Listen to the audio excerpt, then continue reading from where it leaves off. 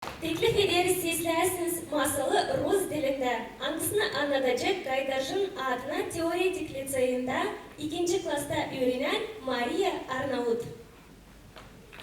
Было у падишаха 3 сына, самого младшего звали Арнаут. В падишахском саду росла яблоня. Только один раз в год на ней росло только 3 яблока. Падишах еще ни один раз не попробовал его на вкус.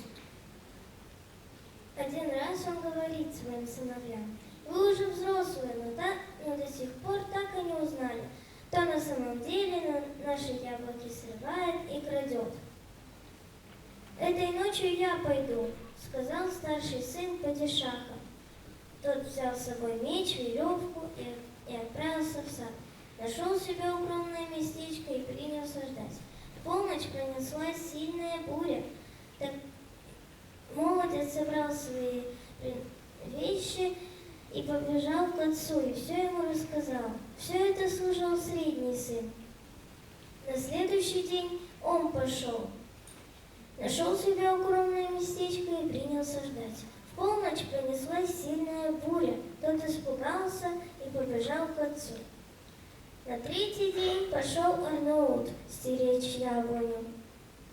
В полночь пронеслась сильная буря, сильнее, чем было раньше. Арнаут испугался, но остался в саду.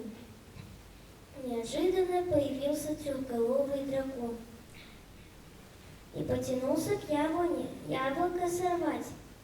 Арнаут, забыв о страхе, устремился к нему и одну голову вмиг мечом отсек. Сорвал одно яблоко и принес отцу. И все ему рассказал. Братьям же предложил: давайте пойдем по следам дракона и отсечем и другие его головы. Собрались молодцы и пошли в путь. Шли, следы привели их к одному колодцу. Старший брат говорит: обвяжите меня и спустите вниз. Как закричу тепло, спускайте ниже. Как закричу холодно, поднимайте назад. Братья связали свои кушаки, обвязали старшего и спустили. И полпути он не прошел, как закричал холодно. Среднего брата тоже из полпути вытянули. Пришел черед Арнаута спускаться. Его завязали и спустили. Снизу слышалось все тепло да тепло. Братья уже из сил выбились, когда Арнаут наконец-то достиг до дна колодца. Он развязал кушак и огляделся. Видит перед собой дверь, тихонько приоткрыл ее, видит, сидит там дракон.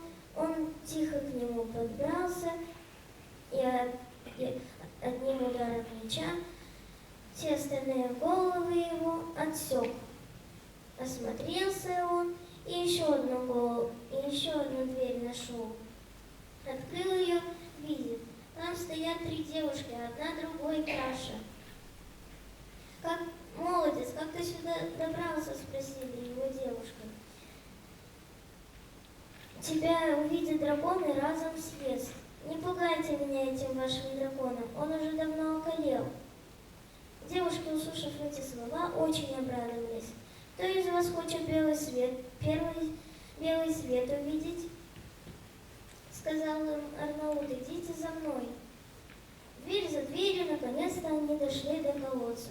Обвязал он старшую из девушек и крикнул наверх: «Старший брат, тяни, это тебе!» Обвязал младшую и крикнул: «Брат, тяни, это тебе!» Обвязал младшую и крикнул: «Тяните, это мое счастье!» Братья вытянули, позавидовали, что самую красивую Арнаут себе выбрал. «Оставим-ка мы его тут», — сказали обиженные братья, и пошли на хитрость. Спустили они канат и до полпути не вытянули, как отрезали его.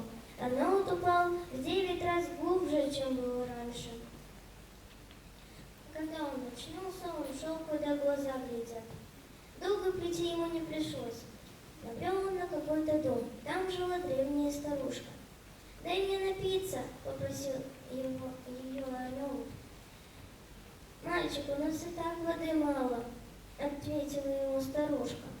«Хозяин родника дракон, он нам лишь один раз в год дает взять воду, и то лишь за то, как отдадут ему девушку вместо платы. Пока он ее ест, все берут воду. Закончилась драконовая еда, и вода закончилась. Завтра будем снова воду брать. Сегодня для дракона готовят жертву, дочь падишаха». Арнаут утром, ничего не говоря, пошел к роднику и спрятался возле одной пещеры. Когда взошло солнце, девушку привели и у драконового логова оставили. Как только появился дракон, как голова его на землю упала. Дочь падишаха, держа Арнаута под руку, отвела его к отцу. «Чем тебе отплатиться, мальчик?» — сказал ему падишах. «Мне ничего не надо, только выведите меня на белый свет». «Это не в моих силах», — сказал падишах. «Делать нечего». Пошел он дальше. Шел, увидел дерево, на нем гнездо с птенцами. Как раз в это время приближался к нему змей. Арнаут достал меч и одним разом на двое его рассек. Лег у дерева и уснул. Вскоре и орел к своему гнезду прилетел, увидел молодца и кинулся на него. «Ах, это ты каждый год моих птенцов поедаешь? Ну я тебе сейчас покажу». «Не трогай его, он нас от змеи спас!» — закричали птенцы. Тогда орел распростер крылья, заслонив юношу от солнца, и стал оберегать его сон. Когда Арнаут проснулся, орел спросил его: «Чем тебе отплатиться? Ты спас моих птенчиков». «Мне ничего не надо, только выведи меня на белый свет. Вот и отплатишься». «Хорошо», — сказал орел, — «только подготовь мне 40 овец и 40 бурдюков воды». Тогда Арнаут пошел к падишаху и сказал ему: «Падишах, мне нужно 40 овец и 40 бурдюков воды». «Хорошо», — сказал падишах и сказал слугам все приготовить. Тогда Арнаут и орел отправились в путь. Гык, вода, гав, кусок мяса. Гык, вода, гав, кусок мяса. С этими словами на устах они добрались до поверхности земли. «Гык», — сказал орел, когда осталась последняя овца. Арнаут взял ее в руки, но случайно упустил. «Что же делать?» — подумал он. Да и отрезал от своего бедра кусок мяса и дал орлу. Орел сразу почуял, что это не овечье мясо, и спрятал его под язык. Когда оно слез с орла, то сразу же от боли сел на землю. «Что случилось?» — спросил его орел.